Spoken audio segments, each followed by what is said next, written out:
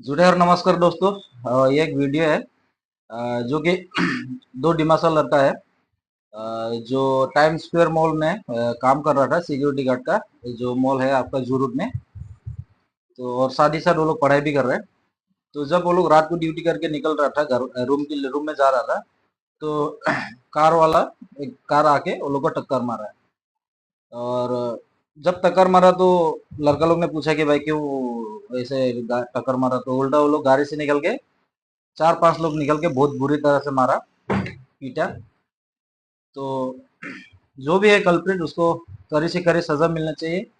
और जितना भी डिमासा कम्युनिटी का लोग है गुवाहाटी में, बड़ा बड़ा लोग है, अगर उन दो लड़का को अगर सपोर्ट करे तो बहुत अच्छा रहेगा। ये मेरी तरफ से रिक्वेस्ट है। और यही तो था, झूठा है।